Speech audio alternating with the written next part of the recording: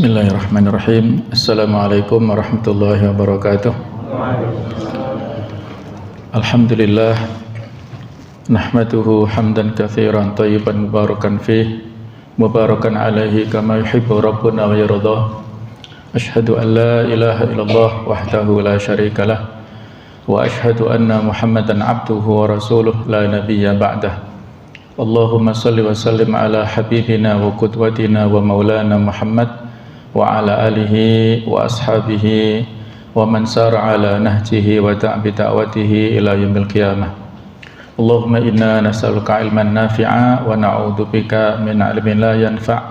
Subhanaka la ilma lana illa ma 'allamtana innaka antal alimul hakim wa tub 'alaina innaka antat tawwabur rahim.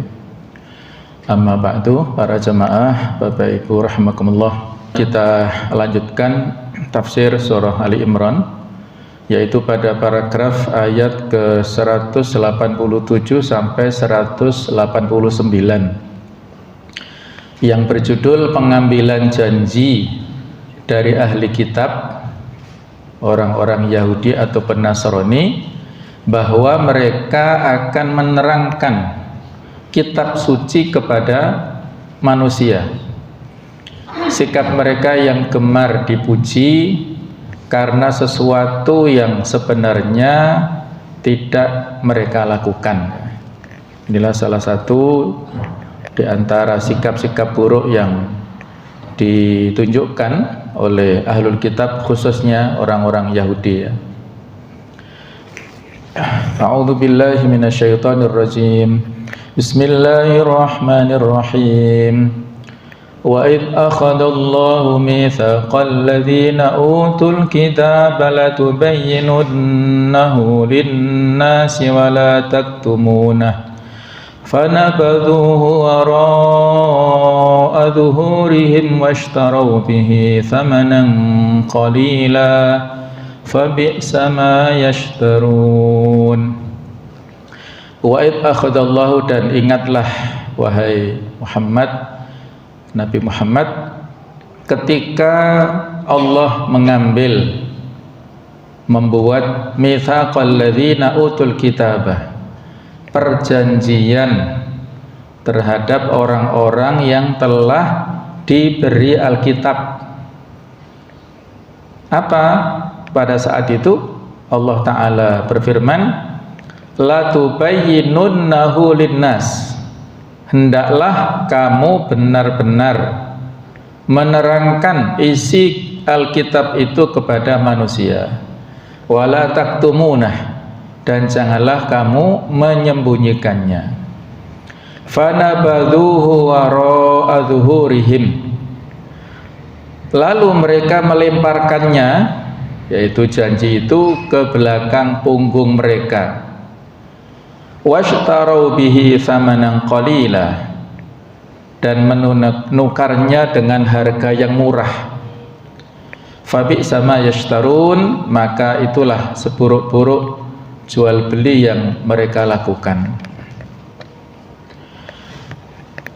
La tahsabanna alladhina yafrahuna bima ataw wa yuhibbuna an yuhmadu bima lam yaf'alu فلا تحسبنهم بمفازة من العذاب ولهم عذاب أليم ولله ملك السماوات والأرض والله على كل شيء قدير.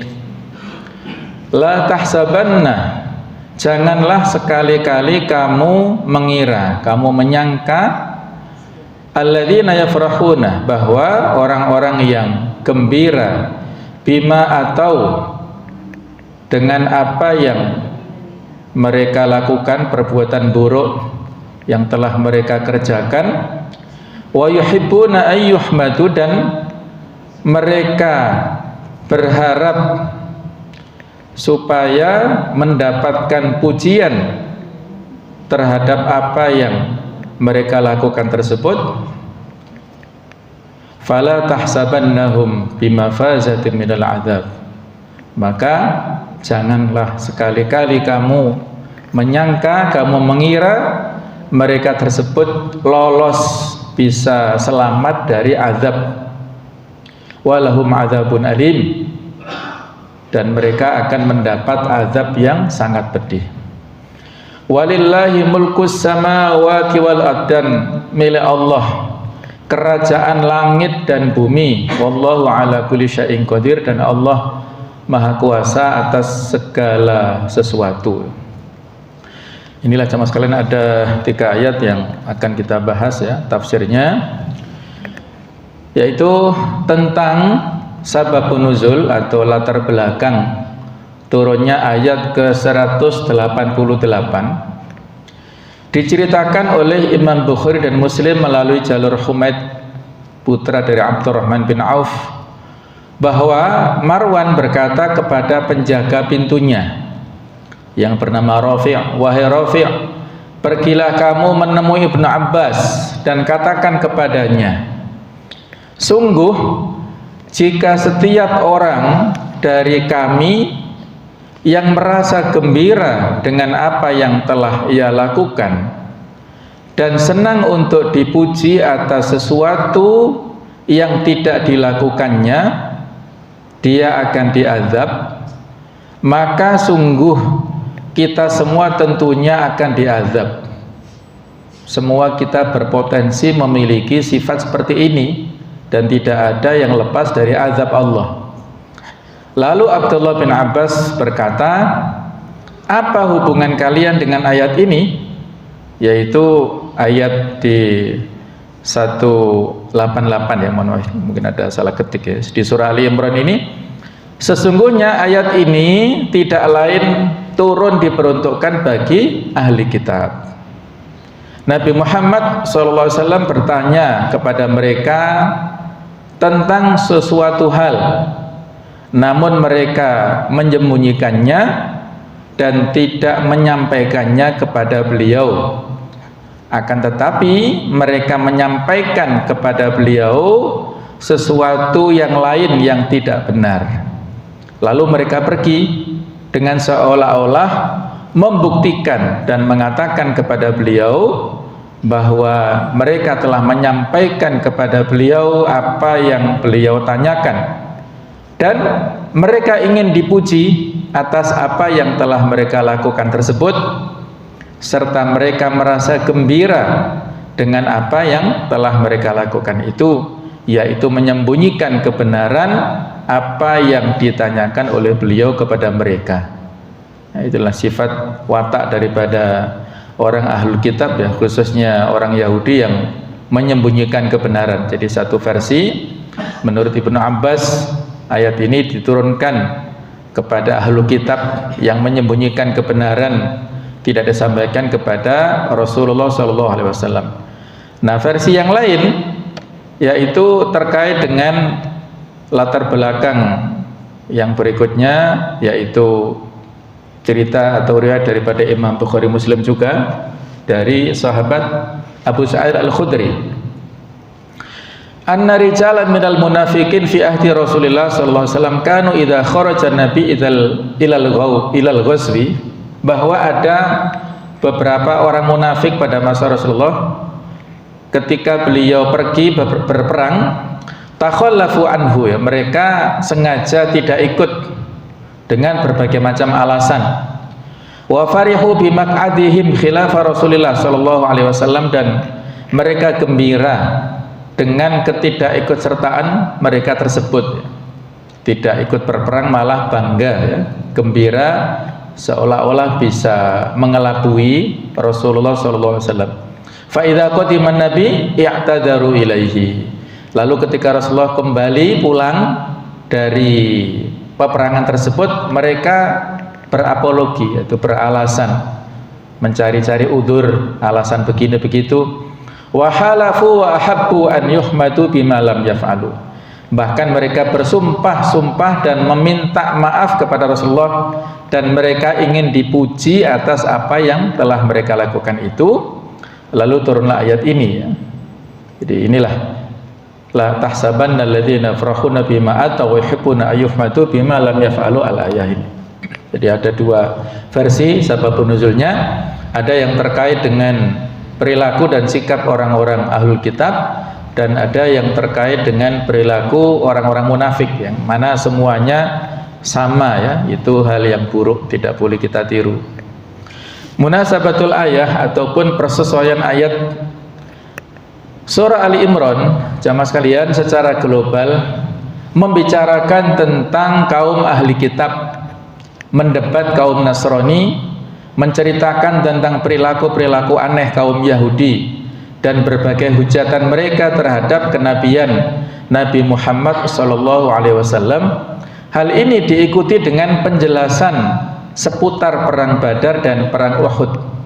Adapun ayat-ayat ini ingin memaparkan tentang sikap aneh kaum Yahudi dan Nasrani, yaitu hujatan dan keraguan terhadap agama, padahal mereka telah diperintahkan untuk menjelaskan isi kitab suci mereka, Taurat dan Injil, berupa bukti dan penjelasan tentang kenabian Nabi Muhammad SAW dan kebenaran risalah beliau ya. Inilah watak yang dimiliki oleh orang-orang ahlu kitab, khususnya orang Yahudi ya. Orang Nasrani juga demikian. Orang Nasrani mereka telah mendapatkan cerita dari Nabi Isa.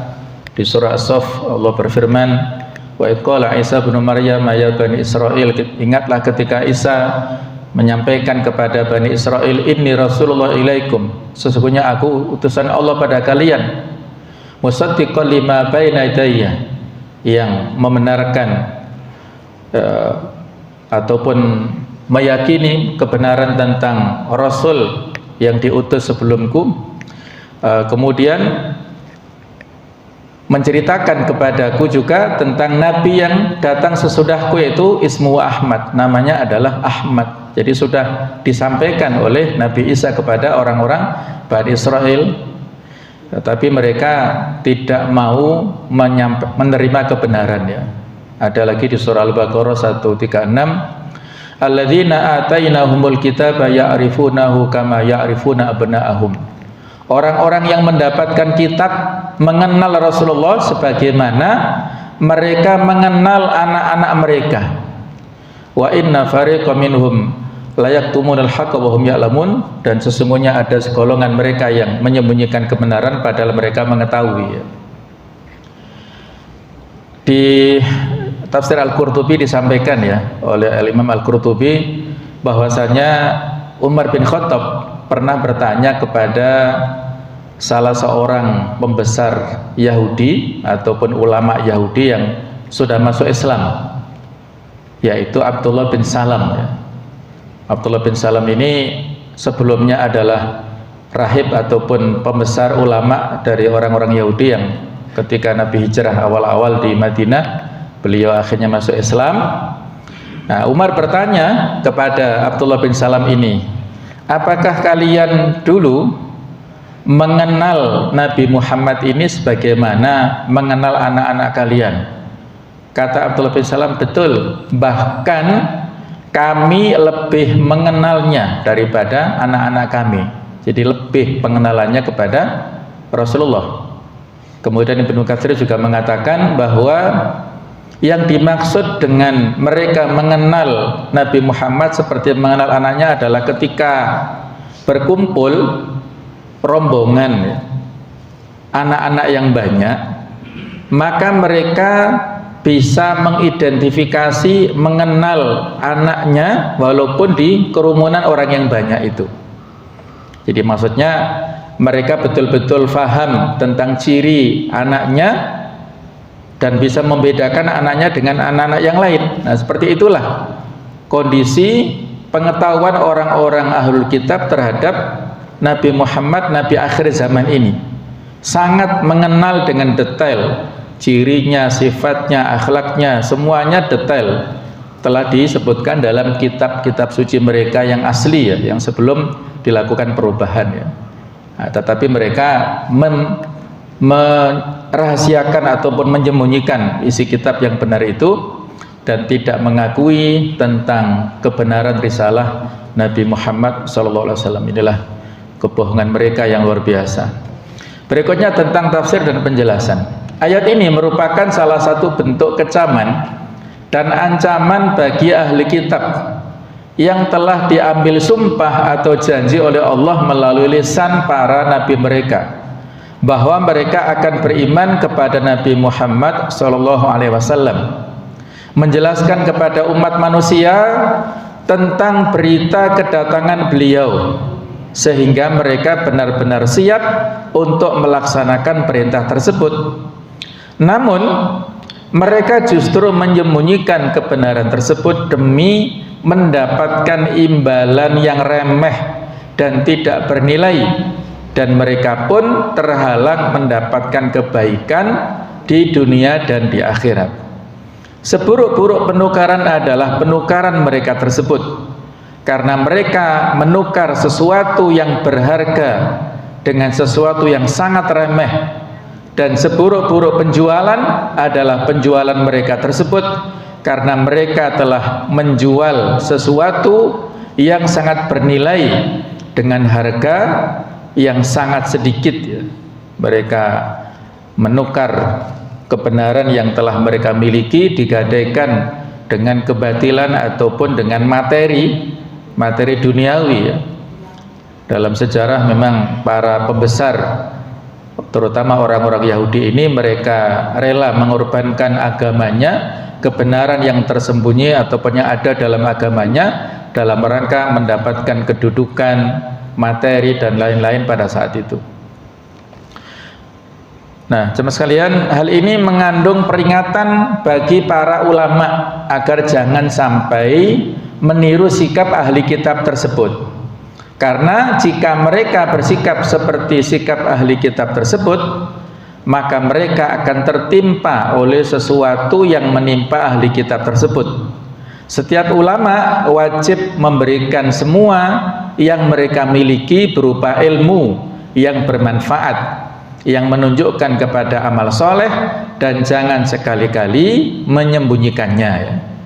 Jadi kalau tadi Ibnu Abbas mengatakan tentang latar belakang turunnya itu, turunnya ayat tersebut adalah terkait dengan orang-orang ahlu kitab, sikap mereka yang buruk seperti itu, maka pelajaran yang bisa kita ambil bahwa jangan sampai kita umat Islam meniru-niru sikap yang mereka lakukan itu. Terutama yang diingatkan di sini adalah para ulama, orang-orang yang punya ilmu. Jangan sampai menyimpan ilmunya dan tidak mengamalkan ataupun menyebarkannya kepada orang lain. Nah, jadi menyembunyikan ilmu. Ada sebuah hadis yang diriwayatkan dari banyak jalur bahwasanya Rasulullah SAW bersabda, "Man su'ila an ilmin alimahu thumma katamahu uljima yaumal qiyamah bilijamin minnar." Rawahu Ahmad. Barang siapa yang ditanya tentang suatu ilmu yang memang ia miliki, namun ia menyembunyikannya, maka kelak di hari kiamat ia akan dipasangi tali kendali yang terbuat dari api. Ini dengan catatan kalau memang alimahu di sini an ilmin alimahu, ilmu yang dia itu mengetahuinya, maka ketika dia ditanya tentang itu harus dijawab sesuai dengan kapasitas ilmunya. Nah, kebalikannya kalau memang dia tidak tahu, ya dijawab saja, Allahu a'lam, saya tidak tahu, saya akan teliti dulu, saya akan baca dulu referensinya dan lain-lainnya. Jadi tidak boleh menjawab apapun yang dia tidak mengetahuinya, dan itu tidak menurunkan wibawa dan derajatnya. Para ulama, bahkan para a'immatul madzhab dulu, pada saat mereka tidak tahu dengan pertanyaan-pertanyaan, ya dijawab tidak tahu, tidak sok tahu dengan apapun, karena ilmu kita ini terbatas. Ketika kita tidak mengetahui sesuatu, itu sesuatu yang lazim dan tidak menurunkan derajat kita sama sekali. Nah, tapi kalau kita tahu, maka kita sampaikan, tidak boleh menyembunyikan. Kalau disembunyikan dengan tanpa alasan, maka ada ancaman yang berat, akan ditimpakan, dipasangi tali kendali yang terbuat dari api yang ada di neraka sana. Ya, ini ancaman yang cukup serius yang untuk orang-orang yang menyembunyikan ilmunya. Nah, jemaah sekalian, penjelasan arti ayat adalah seperti berikut. Ingatlah wahai Muhammad ketika Allah mengambil janji atau sumpah yang dikuatkan dari ahli kitab, baik itu orang Yahudi ataupun Nasrani, melalui para nabi mereka, bahwa mereka akan menjelaskan isi kitab suci mereka tanpa ada sedikit pun yang mereka sembunyikan dan mereka tutup-tutupi, tanpa ada sedikit pun yang mereka ubah, mereka distorsi dan mereka ganti atau mereka takwili, mereka tafsiri sendiri secara keliru. Mereka akan menyampaikan dan menjelaskannya kepada orang-orang yang beriman kepada kitab suci tersebut untuk memberi tuntunan dan petunjuk bagi mereka, serta menjelaskannya kepada orang-orang yang tidak beriman kepada kitab suci tersebut guna mengajak mereka untuk beriman.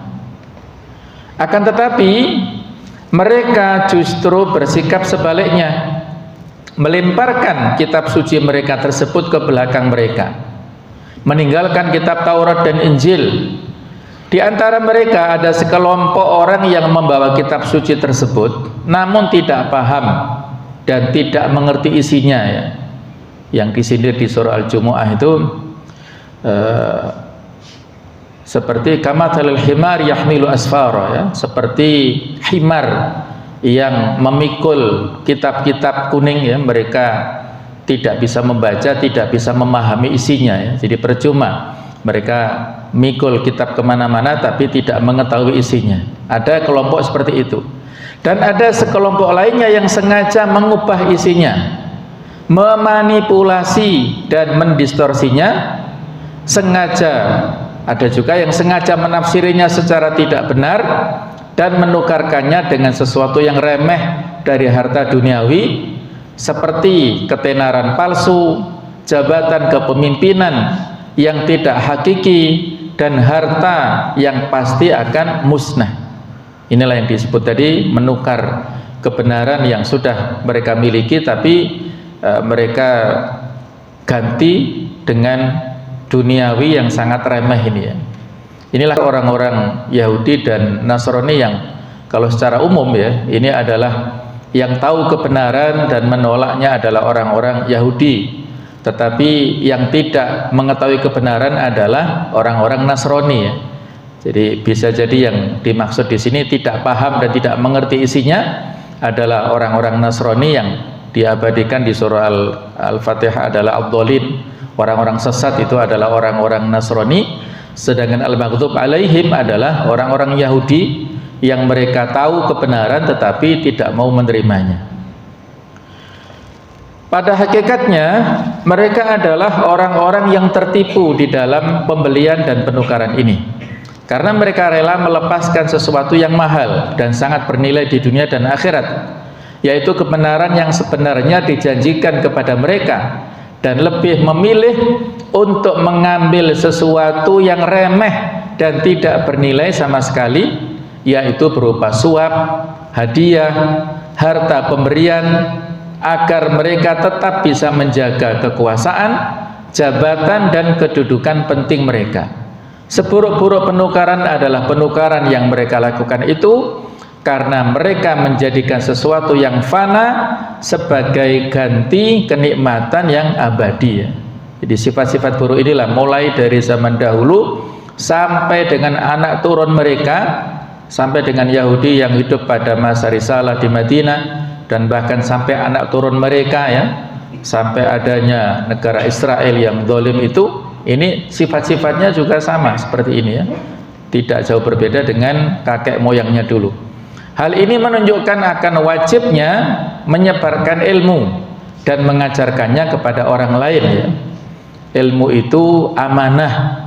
Apabila kita mengetahui sesuatu, maka kita harus memahaminya dan menyampaikan kepada orang lain. Paling tidak kita amalkan untuk diri kita sendiri dan juga untuk keluarga kita, ya.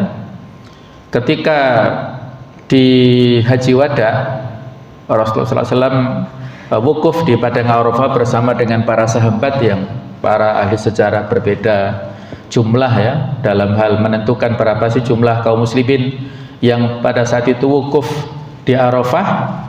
Ada yang mengatakan bahwasanya yang terbanyak di Rahiqul Makhtum itu disebutkan sampai 140.000 orang yang wukuf di Padang Arafah. Mereka menerima banyak sekali informasi ilmu dari Rasulullah SAW, dan beliau setiap kali paragraf yang beliau sampaikan mengatakan ala falyuballigh asyahid al-ghaib, ketahuilah bahwasanya hendaklah orang yang datang saat ini menyampaikan kepada yang tidak datang.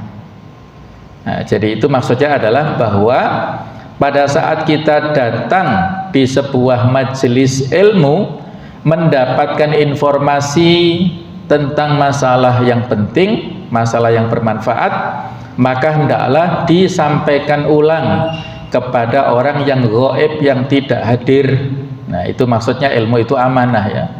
Jadi memang di satu sisi kita dianjurkan untuk belajar, nah, di saat yang lain kita juga dianjurkan untuk mengajar. Nah, belajar mengajar itulah ciri generasi Rabbani, generasi yang tersibghah ataupun tercelup dengan nilai-nilai Rabbaniyah, nilai-nilai ilahiyah. Nah, mereka yang belajar dan mengajar, baik itu Al-Quran, baik itu ilmu fikih, akidah, akhlak, muamalah dan sebagainya, itu semuanya amanah ya. Ali bin Abi Thalib radhiyallahu anhu berkata, Allah Ta'ala tidak mewajibkan kepada orang-orang yang bodoh untuk belajar hingga dia mewajibkan kepada orang-orang yang berilmu untuk mengajarkan ilmu kepada mereka.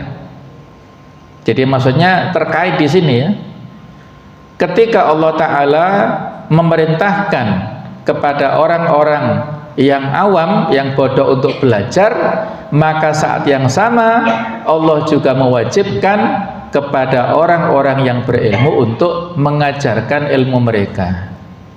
Nah, jadi ada timbal balik di sini.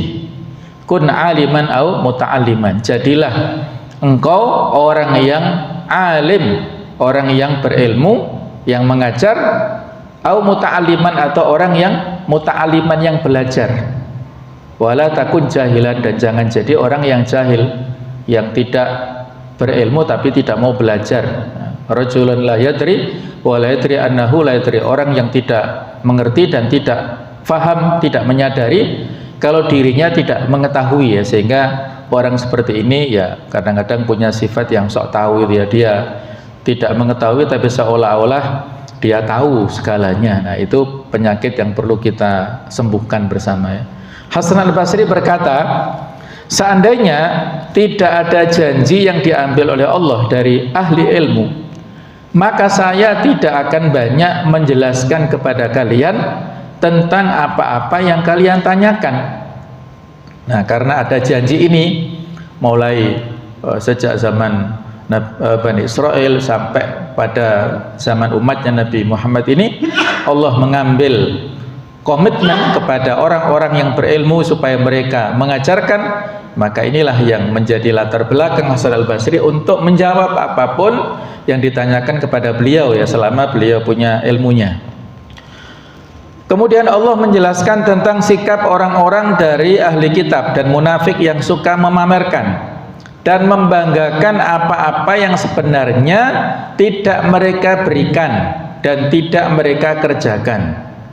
Seperti yang disinggung di dalam hadis yang terdapat di dalam Sahih Bukhari Muslim ya. Wa man itta'a da'wa kadzibah liyatakassara biha lam yazidhullahu illa qillah. Barang siapa yang mengaku-ngaku secara bohong dengan tujuan memperbanyak hartanya, maka Allah tidak akan menjadikannya bertambah kecuali bertambah semakin sedikit ya. Jadi maksudnya tidak akan bertambah hartanya tapi justru semakin berkurang.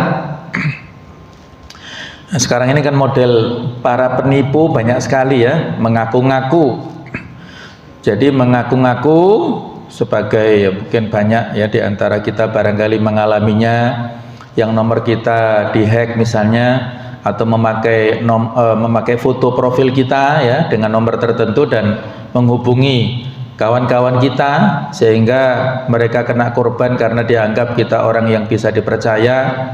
Bahkan ada ya cerita dari kawan-kawan kami yang kondisinya sakit ya, yang ketika itu dihubungi oleh yang mengaku temannya ini, terus disuruh transfer sekian puluh juta gitu ya, diikuti saja, nggak tahu mungkin ada unsur gendamnya dan lain-lain lah ya, Allah alam, itu diikuti walaupun kondisi korbannya ini saat itu sakit ya. Ternyata orang yang mengaku-ngaku itu adalah penipu ya. Ini tidak boleh ya.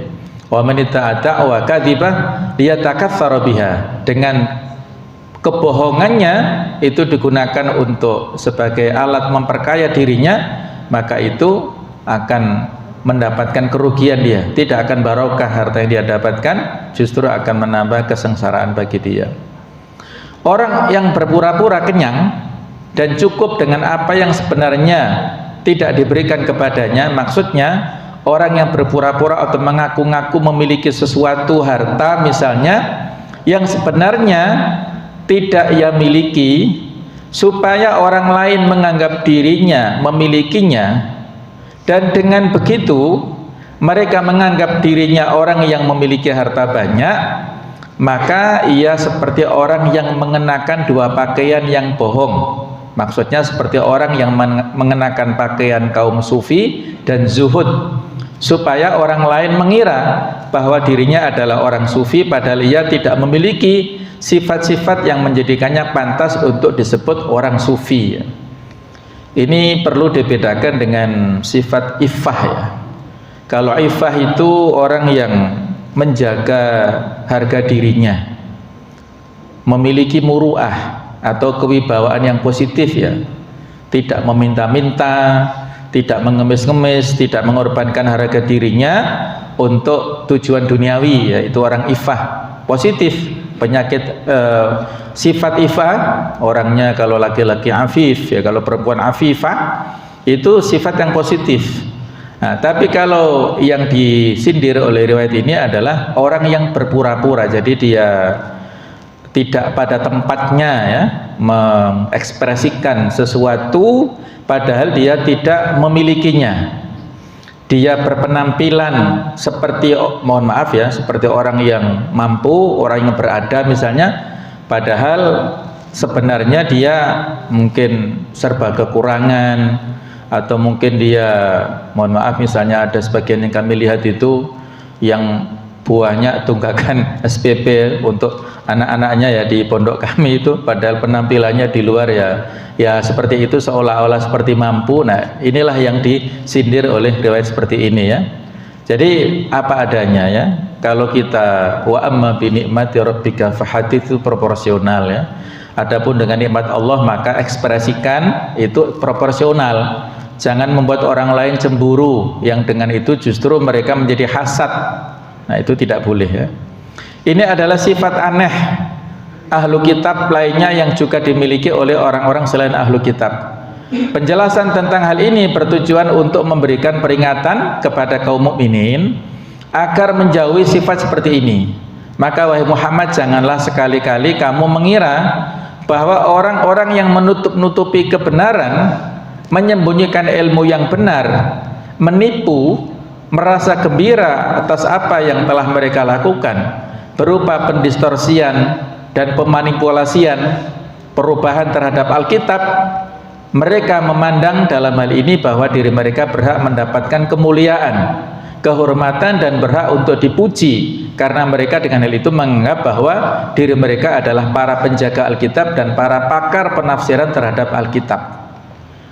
Mereka merasa berhak untuk diberi ucapan terima kasih atas sesuatu hal yang sebenarnya tidak ada sebab dan alasan yang benar yang menjadikan mereka memang berhak untuk diberi ucapan terima kasih, atau karena mereka merasa telah menyampaikan kepadamu sebuah kebenaran tentang apa yang kamu tanyakan kepada mereka, atau atas sikap kaum munafik yang sengaja tidak ikut pergi berperang dan berjihad dengan membuat-buat alasan yang tidak benar.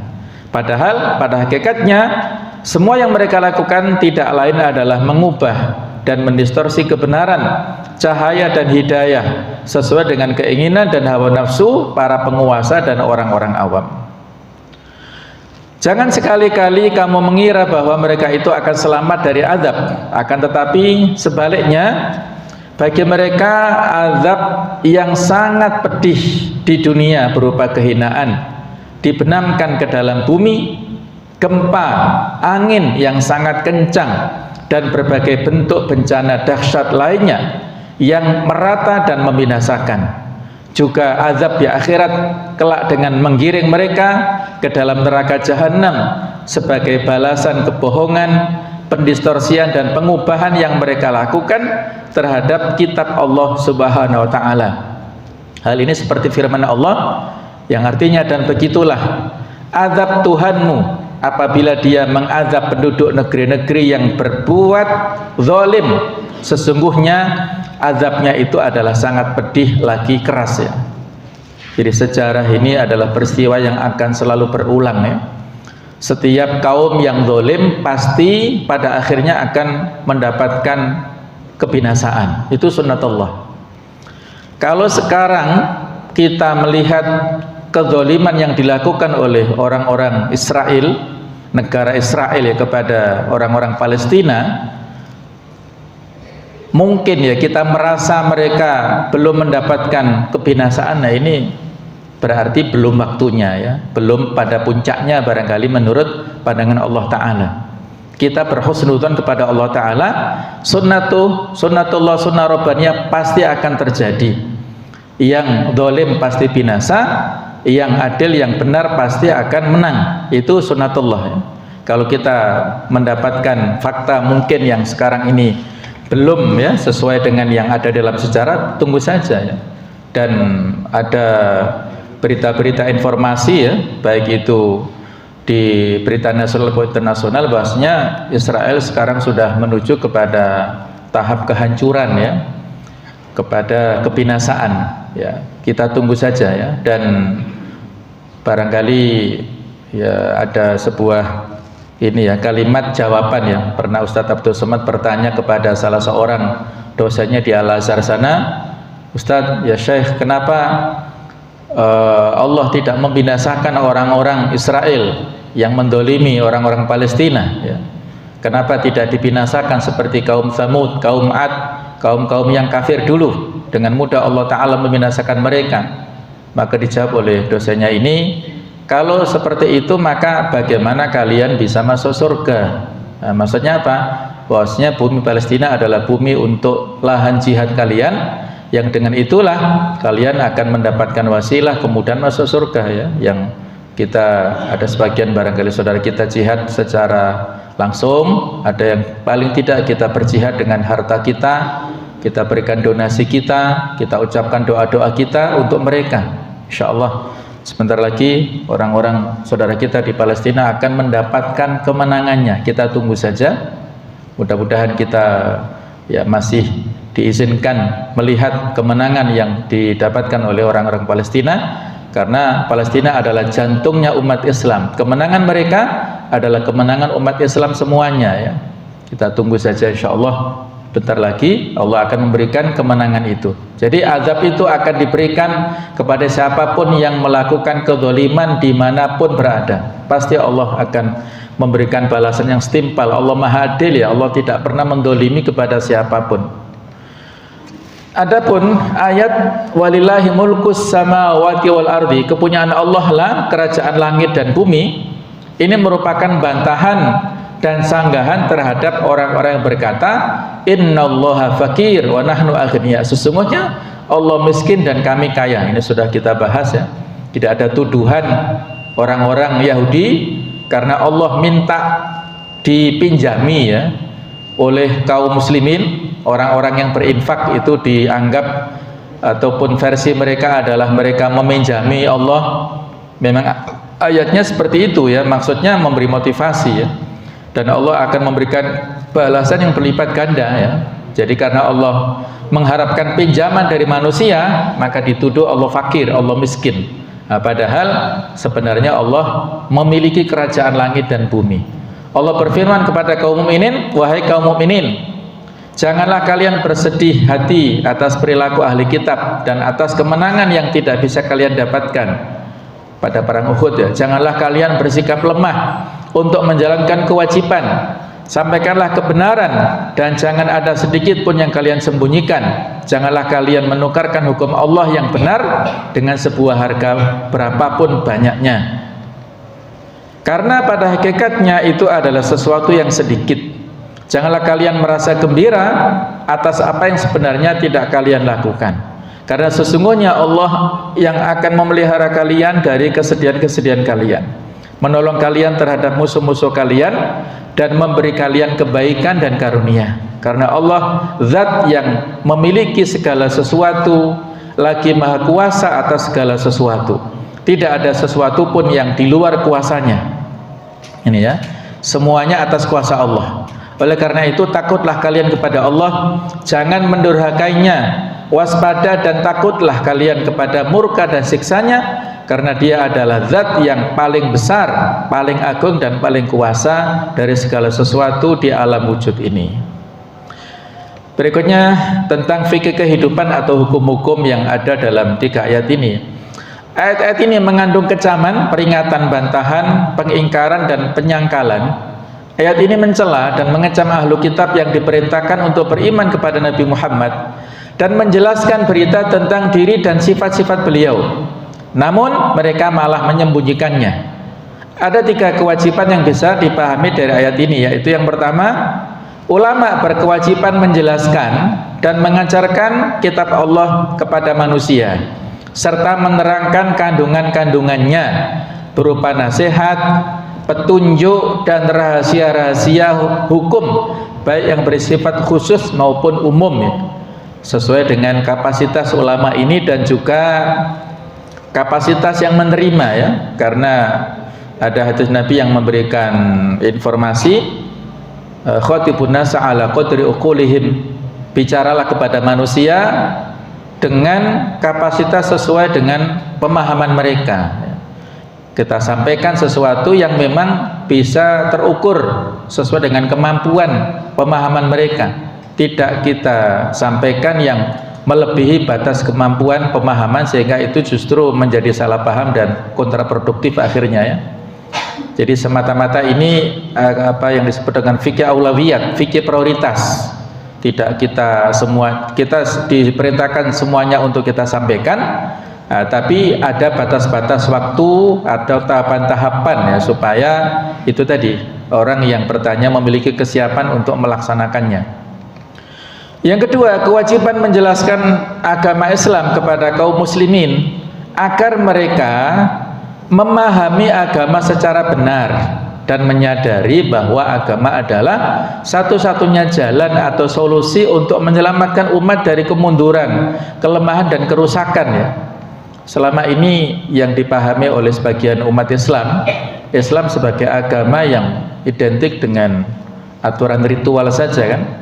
Islam hanya diikat atau dibatasi oleh rukun-rukun Islam saja. Islam hanya kaitannya dengan hubungan manusia dengan Allah saja, ibadah ritual.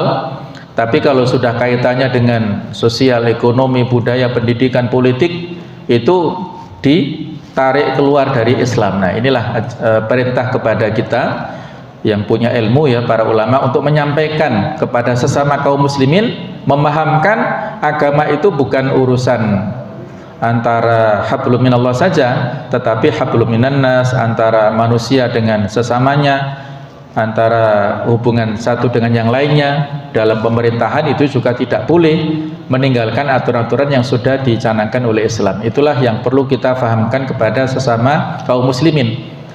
Kemudian poin ketiga, juga menjelaskan hukum-hukum agama kepada non muslim dan mengajak mereka kepada jalan yang lurus supaya mereka bisa mendapatkan petunjuk ya. Biasanya yang bisa memahamkan itu adalah para mu'allaf, karena mereka bisa membahasakan sesuai dengan bahasa kaumnya tadi.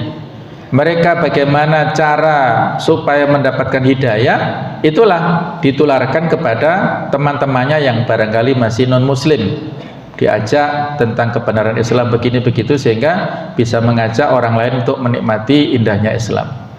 Ayat ini juga mengandung peringatan agar jangan sampai meniru perilaku kaum ahli kitab dan kaum munafik yang menyembunyikan kebenaran, mengubah dan memalsukan arti serta maksud-maksud yang terkandung di dalam kitab suci yang diturunkan, serta sengaja tidak ikut pergi berjihad dengan membuat alasan-alasan yang dusta. Begitu juga ayat ini mengandung bantahan dan sangkalan terhadap kaum Yahudi yang menisbatkan kemiskinan kepada Allah dan menisbatkan keadaan kaya kepada diri mereka, atau dengan kata lain menyatakan bahwa Allah miskin sedangkan mereka kaya. Bantahan dan sangkalan tersebut adalah bahwa sesungguhnya Allah pemilik langit dan bumi beserta isinya. Allah Maha Kuasa atas segala sesuatu dan memiliki kekuasaan yang meliputi segala sesuatu.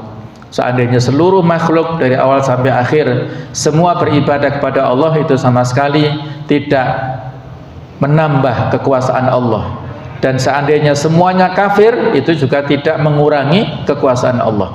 Ibadah itu adalah kebutuhan kita sendiri, kita yang butuh kepada ibadah kepada Allah, dan Allah sama sekali tidak butuh kepada hambanya ya. Inilah yang bisa kita bahas pada tafsir ini. Semoga ada manfaatnya dan bisa meningkatkan iman kita semuanya, menambah ketundukan ya, keimanan, kepercayaan kita kepada Al-Qur'anul Karim, dan menambah kehati-hatian kita dengan sikap akhlak perilaku orang-orang ahlu kitab, khususnya orang-orang Yahudi dan Nasrani yang ya ada sampai akhir ya, sampai sekarang ini, walaupun tidak menafikan tentang sikap yang toleran secara proporsional ya. Subhanakallahumma bihamdik, asyhadu an la ilaha illa anta astaghfiruka wa atubu ilaik. Wassalamualaikum warahmatullahi wabarakatuh.